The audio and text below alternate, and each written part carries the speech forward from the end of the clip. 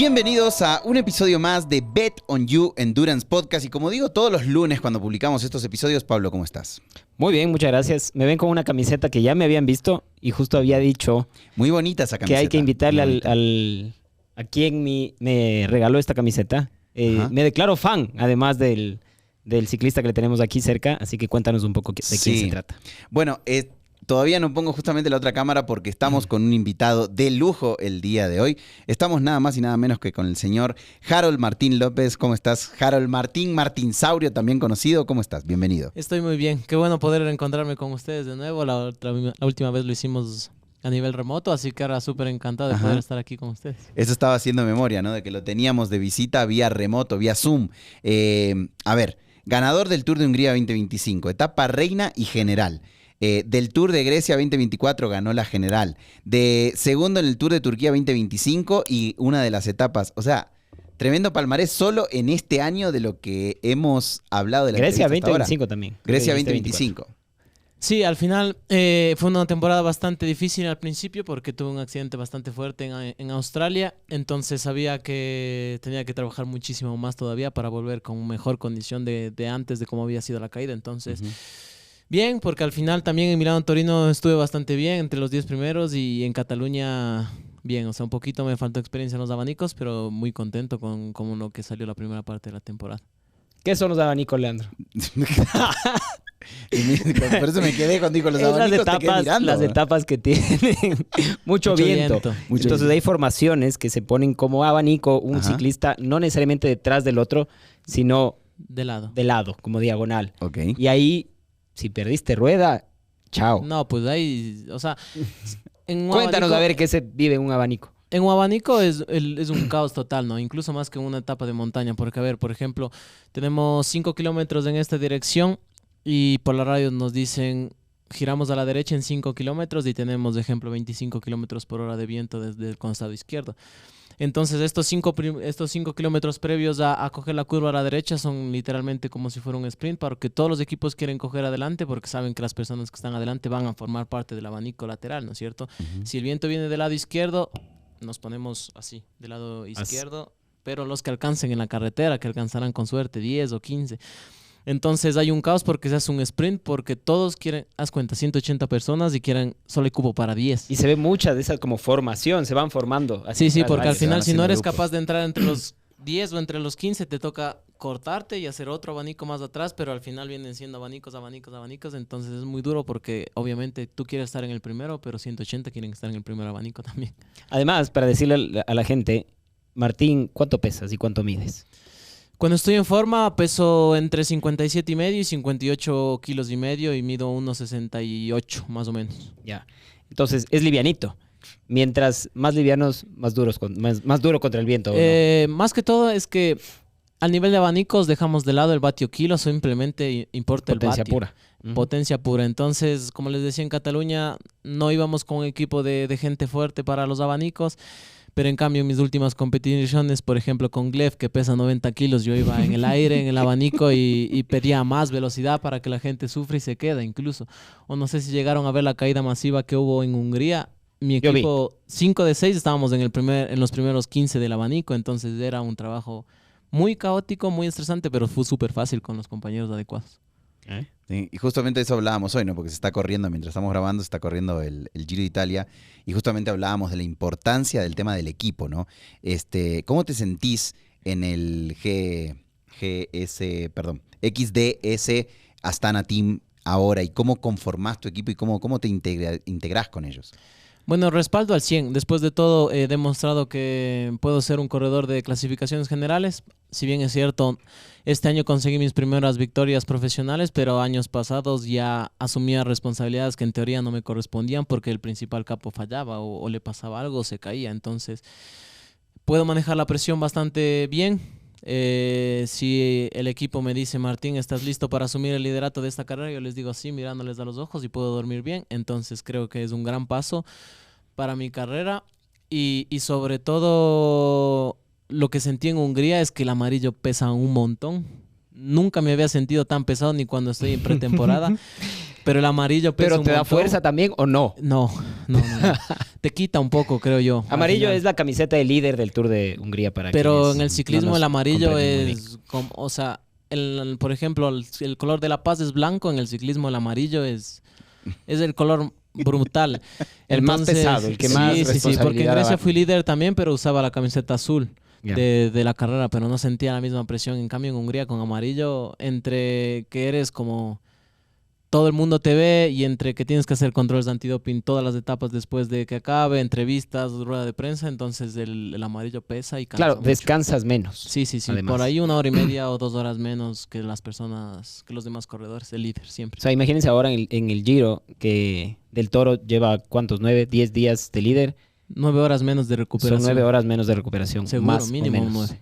Claro. Mínimo Inclusive 9. en carreras así de grandes puede ser un poco más incluso. Chuta madre.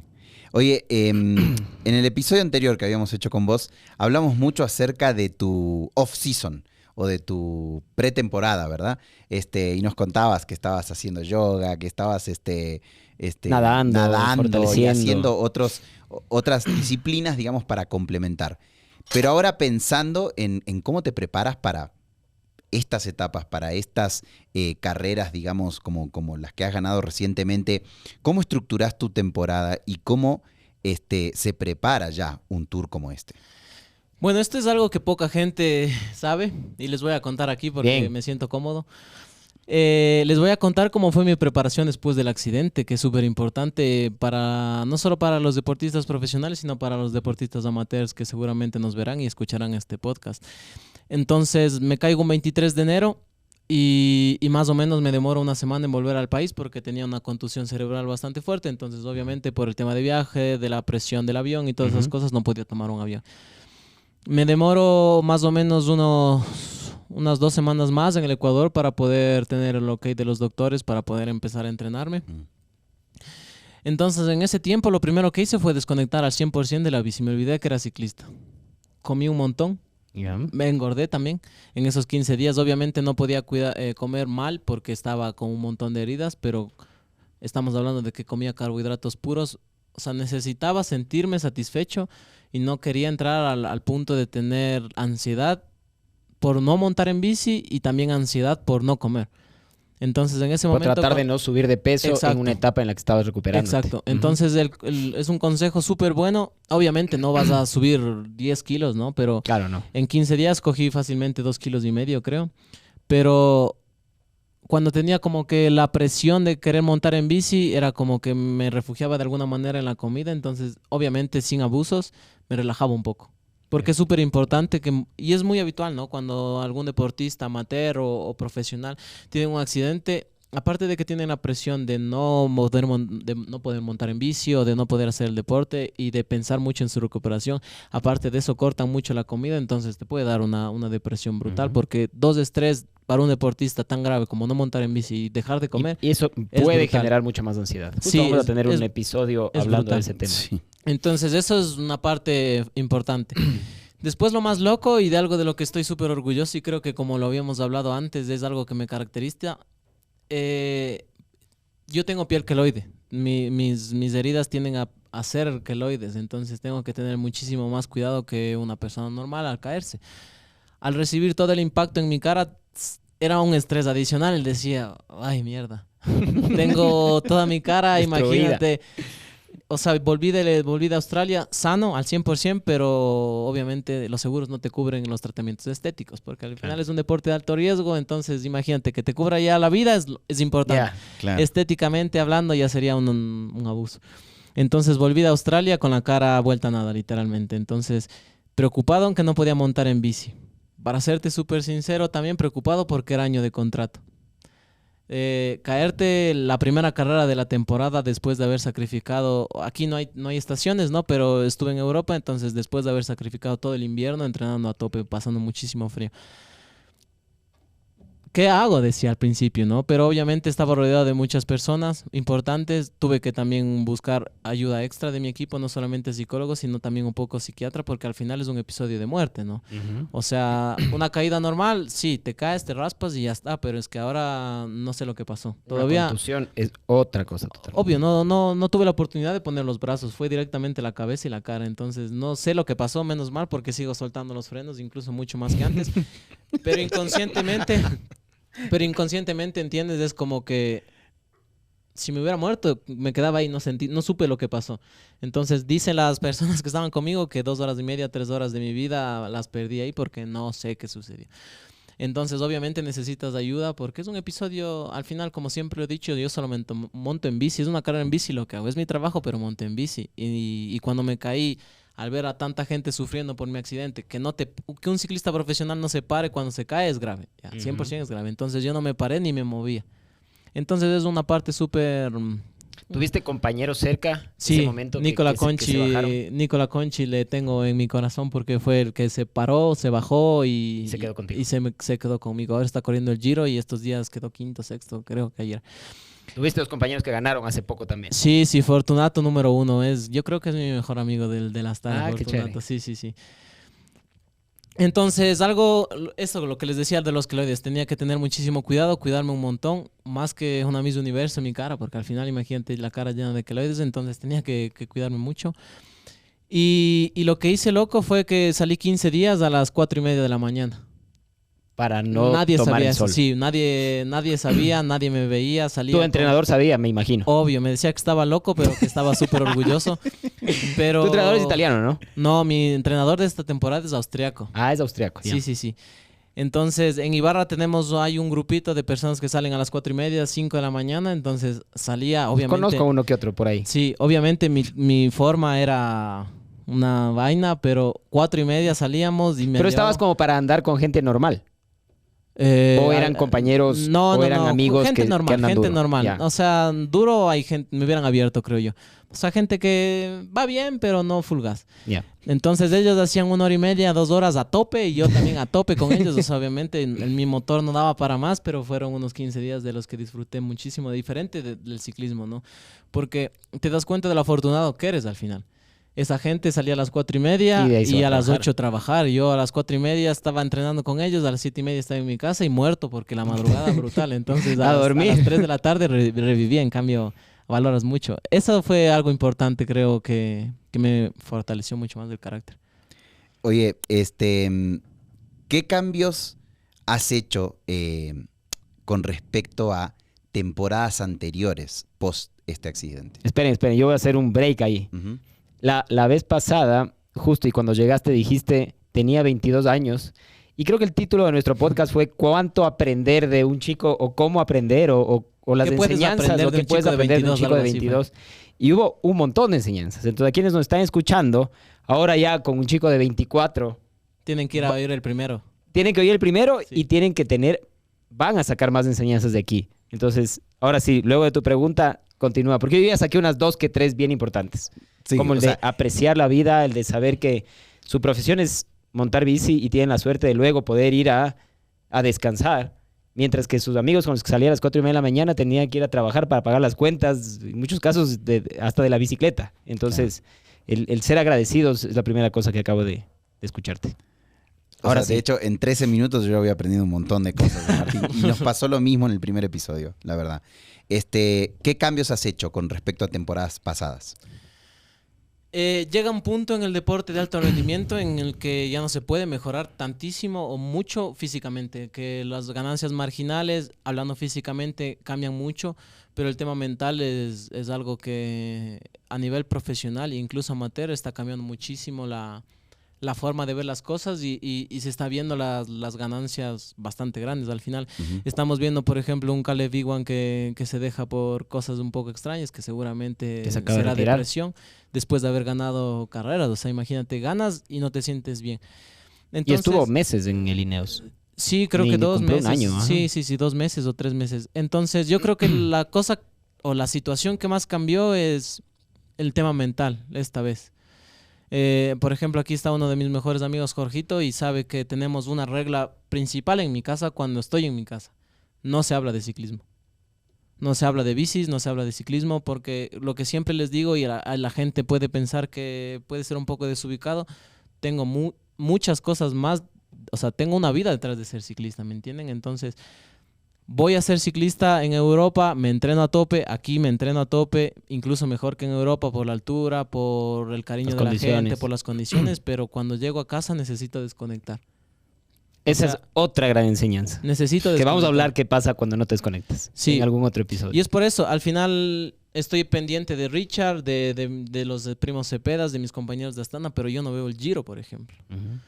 O sea, es como... Te enteras qué pasa, pero no sí, prefieres sí, no pero estar hay ahí. gente que... No, o sea, no hay gente. O sea, yo no soy capaz de ver 2 horas de ciclismo, por ejemplo.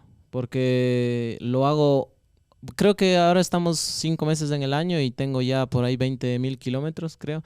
Entonces necesitas desconectar para volver a conectar. Totalmente. Eso es importantísimo.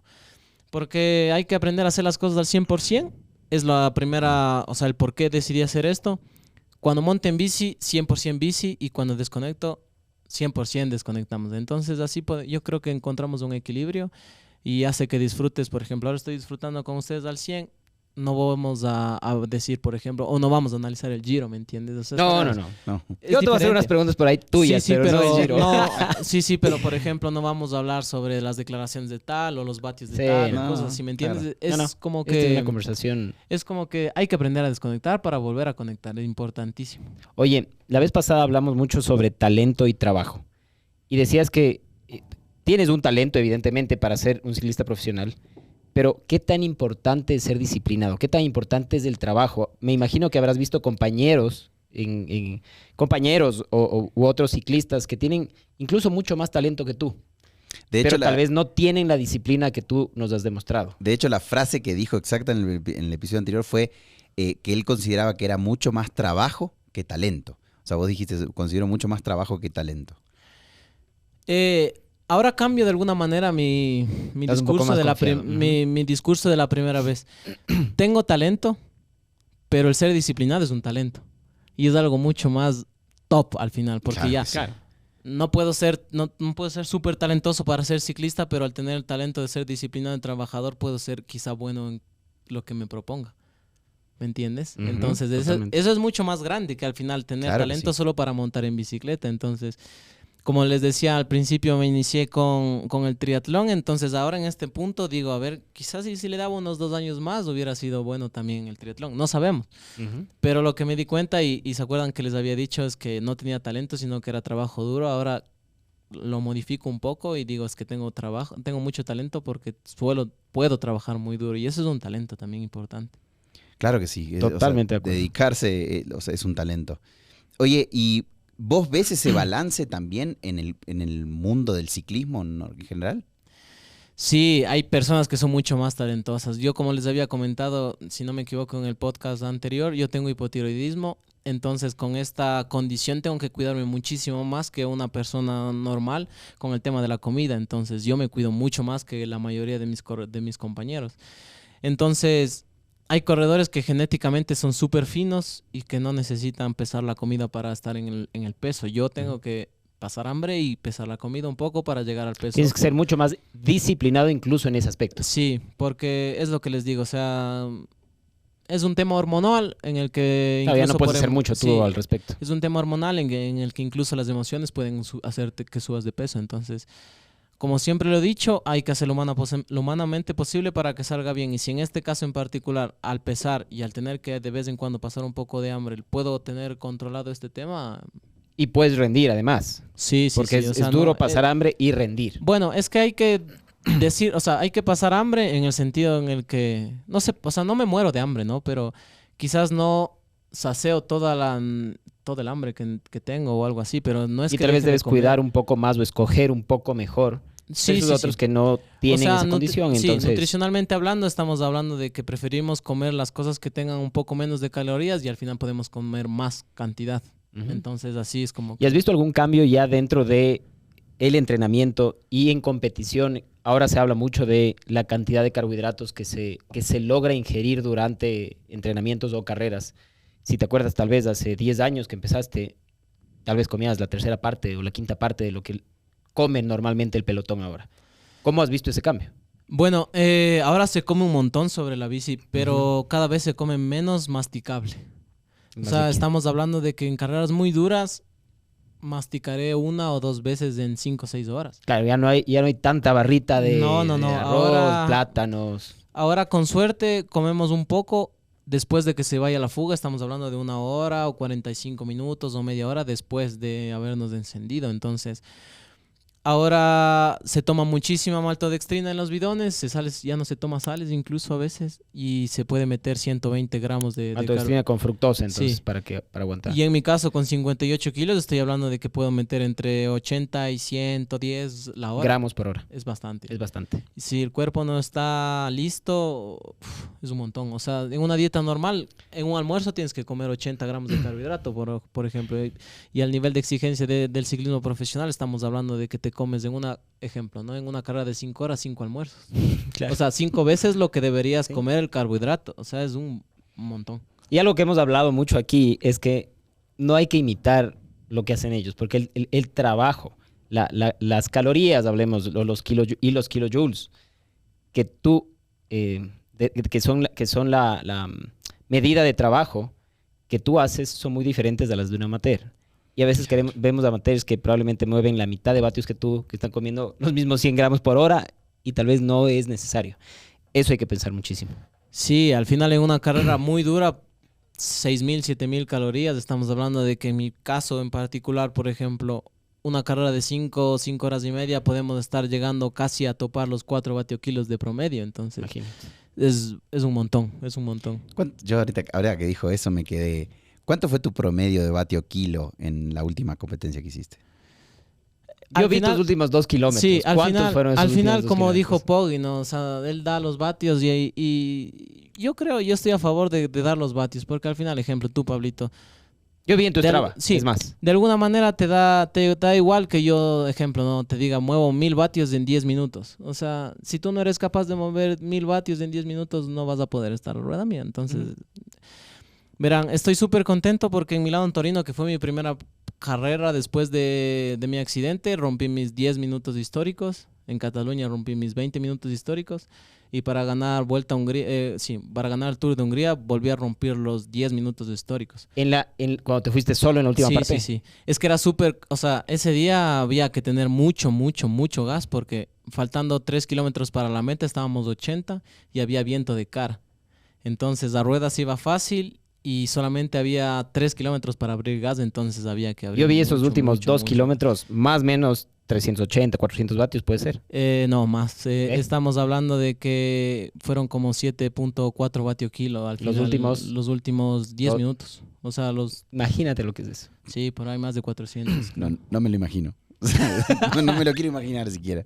Es un montón. Es muy rápido, es muy, Sí, muy claro. rápido. Creo que son 465, alguna cosa así. Creo. Qué locura. Una locura. Imagínate, durante 20 minutos dijiste. No, 10. Los últimos 10 En minutos. Hungría, 10. Qué bestia. Pero si es que tú divides para el peso y por eso, y quienes nos están escuchando y un poco no entienden esta relación, esos últimos 10 minutos que fueron más o menos 460 vatios, 65, creo. divides para el peso que 58. tenía, ¿cuánto estabas 58 pesando? pesaba esa 58 mañana. kilos, sale más de 7 vatios kilo. O sea, es una Es muy rápido, una es locura. muy rápido. Es muchísimo, claro. Y a veces eso hacer en test es difícil. Imagínate con la fricción del pie de puerto, del Además que vas látigo. con 6, 7 días, 5 o 6 días de carrera De carrera. encima, en las piernas. Sí, sí. Entonces, eso requiere otro talento.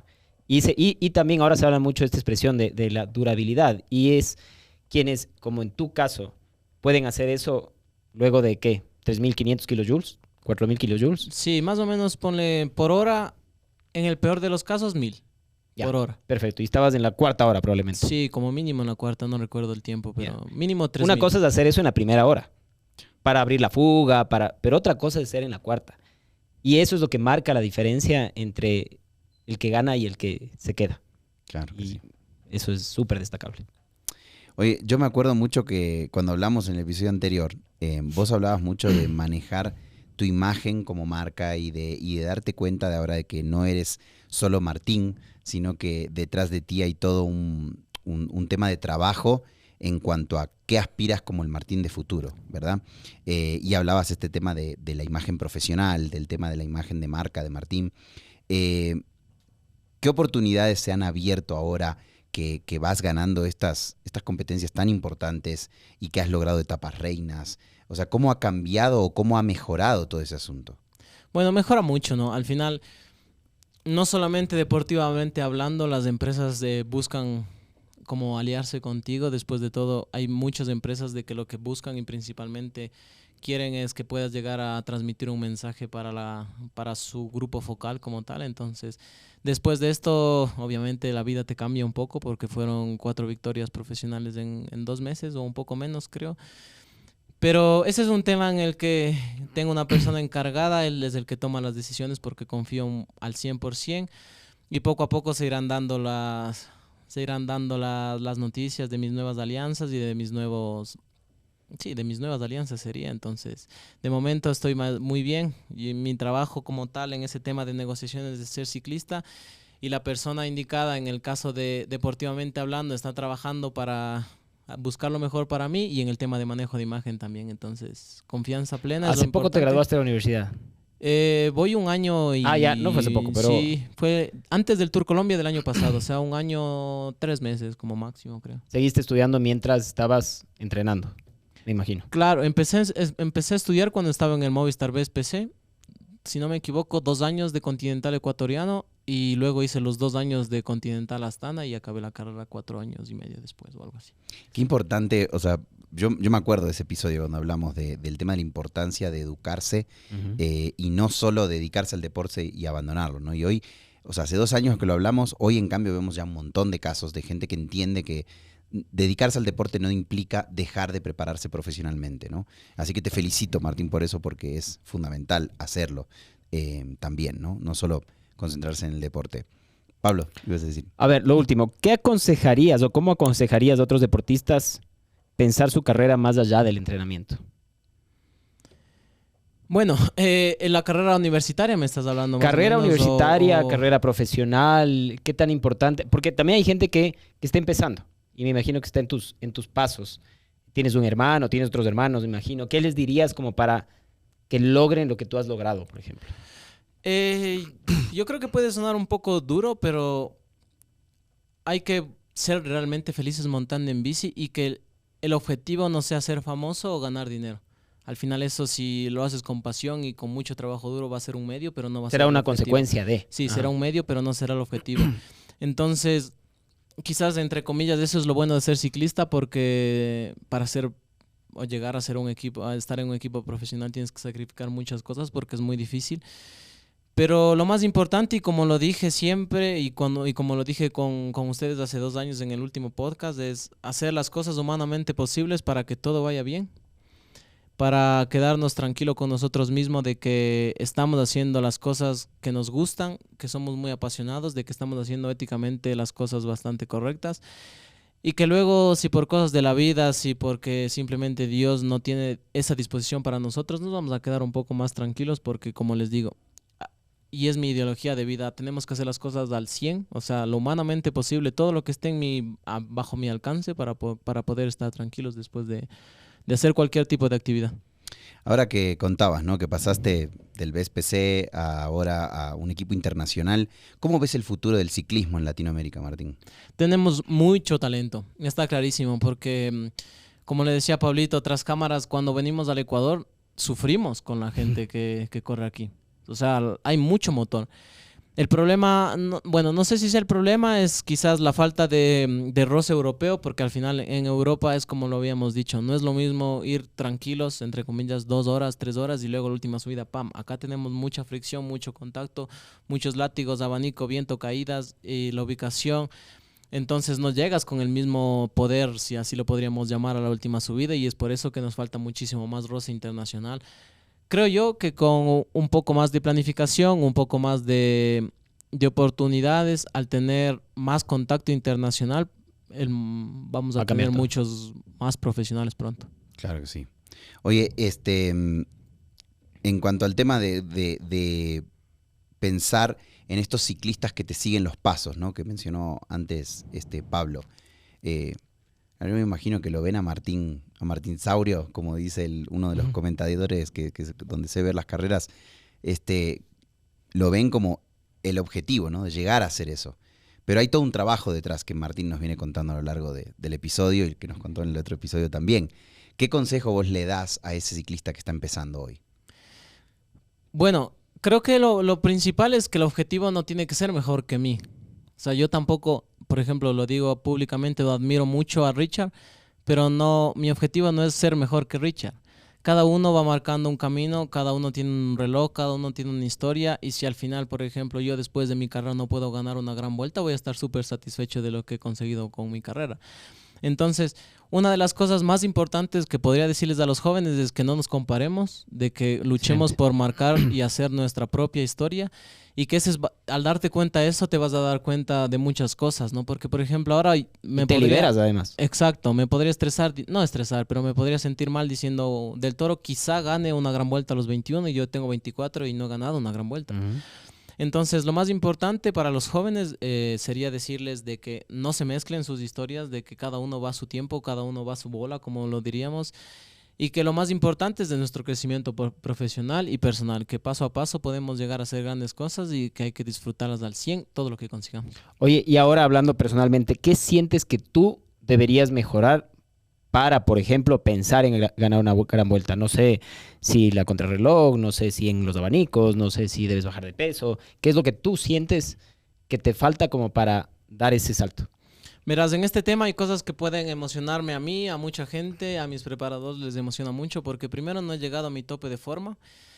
Segundo, y muy importante, tengo un muy buen coeficiente de aerodinámica en la encima de la bicicleta y eso es algo... Yo te he visto. Sí, y eso es algo... A pesar algo, de ser chiquito.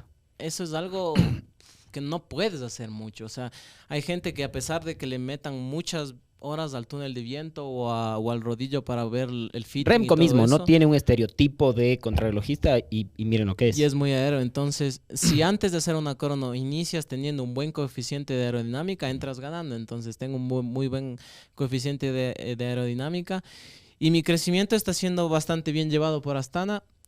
Si hablamos del año pasado, hice grupeta en 4 de las 6 etapas en Cataluña y hoy estaba con los mejores escaladores del mundo. Entonces, está claro de que estoy empezando. Hice grupeta se refiere a que se quedaba con los de atrás. Sí, para llegaba a 20 minutos de Pogačar el Claro. año pasado. Y este año estaba con los mejores escaladores del mundo, entonces es algo que me da muchísima ilusión porque si tengo un poco más de experiencia de kilómetros de calidad en carreras de una semana, estoy seguro de que pronto, no sé si el próximo año o incluso este año la vuelta puede estar adelante en una gran vuelta. Corrígeme si me equivoco. El entrenamiento de un profesional tiende a ser monótono. Es lo que hablaba yo. Mientras a veces se quejan de que no les cambiamos mucho, de sí, que no sí, les ponemos sí. tan bonito. Yo el hablaba, por entrenamiento. ejemplo, con uno de mis primeros entrenadores, Edwin, y le decía, yo creo que es más difícil ser entrenador de una persona amateur que de un pro. ¿Por qué? Porque yo sé, todavía no estoy entrenando con alta intensidad, pero ya sé qué voy a hacer en 15 días. ¿Me entiendes? O sea, por ejemplo, lo que les había dicho, llegamos a un punto del estado de forma en el que ya ni siquiera tenemos que hacer series de intensidad, simplemente mantener. Uh-huh. Entonces, por ejemplo, hice Milán-Torino, Cataluña, Grecia, y después de eso hice concentración en altura en Teide. Ahí me dieron un poco también a mí, llegué un poco a pensar lo que tú dices de que estaba un poco aburrido. ¿Por qué? Porque hacía en 2 días 11 horas y media más o menos de acumulaba en 2 días y el tercer día 0. Entonces yo decía, o sea, 2 días de entreno y un día 0. Y eran unos entrenos un poco raros porque al final estaba en muy buena condición. Entonces el primer día hacía series, pero máximo a zona 3 media, o sea... Y largas. Largas, nada de intensidad. Y el segundo día hacía 5 horas y media, 6 horas a zona 2. Y el tercer día 0 bici, solamente en el sauna o salíamos a caminar. Pero es lo que te digo, somos muy monótonos y en este caso creo que tú compartes mi criterio. Cuando tienes un nivel de forma definido, somos realistas, hay un momento en el que ya no se puede mejorar. Entonces, haciendo series de intensidad no vas a mejorar. Lo que tienes que hacer es descansar, mantenerte y comer bien. Entonces, es más fácil ser entrenador de un profesional, creo yo, sí, porque somos muy monótonos. Entonces, a la materia hay que mantenerle divertido. Sí, y sí, es difícil. Entretenido. Sí, porque si no van a decir, está copiando cosas. y pegando, copiando y pegando. Sí. En cambio, acá es como que, no, acá es, ya sabes, series, lo mismo y ya está. Oye, dentro de lo que nos puedas contar, ¿qué se viene en corto para Martín? Corto y mediano plazo. Corto y mediano No, ya plazo. está clarísimo, lo dije ya. Hago King and Lake a mediados de julio, es una carrera importantísima para nuestro equipo, 2.pro, porque es en China. Y después de eso vuelvo a Europa para hacer todas las carreras previas a la Vuelta a España. Sería Clásica San Sebastián, Vuelta a Burgos, Vuelta a España y vuelvo a ir a final de temporada a China al Tour de Guanxi, que es carrera World Tour. Wow, claro, Ya está, completita la temporada. Completita la temporada. ya está. 80 días creo o algo así me da. Y cerrarás el año con unos 40,000. Sí, yo creo que sí. Es que es lo que te digo, si llegas a un nivel de forma bastante bueno, ya no haces tantas series de intensidad, entonces solamente haces rodajes largos y ahí se aumenta los kilómetros. Entonces, yo creo que unos 40, 45 por ahí. Bien. Martín, queremos agradecerte por haber estado una vez más aquí en Bet on You. Me encantaría tenerte una tercera ocasión porque sé que Se también... nos quedaron por ahí vienen algunas preguntas, ¿eh? Es que Algunas. hablé mucho, Tenían que decirme que me calle. Es que está interesante, no, pues. está interesante. Ay, no les callamos, aquí nos empezamos a hacer sañas Solo cuando hay el que Jorgito callar. me está haciendo así ya. Ya vamos a almorzar, te dice. Ya, pues, oye. Está balando del hambre el pobre ya. Oye, Martín, gracias por habernos acompañado. Te deseamos lo mejor en todo lo que viene. Estoy más que seguro que vas a brillar en todo esto que se te acerca en las competencias. A ustedes, muchísimas gracias. Pablito, como siempre, un gusto poder compartir con ustedes y feliz de poder estar aquí compartiendo y hablando de la vida un poco en general, de que no solamente el deporte es de Y ahí eso, nos sino que pueden tenemos escribir una visión. qué enseñanzas han sacado. Ojalá alguna, en porque nuestras- si no hemos perdido 2 años. Ahí en nuestras redes sociales pueden poner las enseñanzas que hemos sacado Claro de que este sí, episodio. ahí nos comentan en el episodio qué enseñanzas han sacado. También compartan este episodio. Estoy más que seguro que tienen algún compañero que está aburrido de sus entrenamientos. Ujú. Bueno, muéstrale cómo Martín repite y repite los entrenamientos continuamente. No olviden suscribirse a este canal y, como dije, compartir este episodio con aquellos atletas que conozcan que les puede venir. Otro de los talentos es ser paciente. Sí, paciente, muy paciente. O sea, hay que ser súper creyente del paso a paso, Del del proceso. proceso. Sí, sí, sí. Y en la vida, no solo en la bici. Si Totalmente. quieres la chica más bonita, toca poco a Poco a poco. No me ha pasado porque no hay gas para tanto, pero todo poco a poco. Muy bien, muy bien. No, no hay gas para tanto. Sí, se me va todo el gas en la bici. Está bien que te concentres ahorita en la bici. Sí, es el momento de hacerlo ahora aquí. Como siempre decimos en Bet on You, nosotros solo damos más información para que puedan apostar por su meta, para que puedan apostar por ese sueño que quieren alcanzar. Aquí en Bet on You estamos para darles, contarles y motivarles a que puedan hacerlo. Pablo, nos vemos el próximo lunes. Nos vemos, muchas gracias.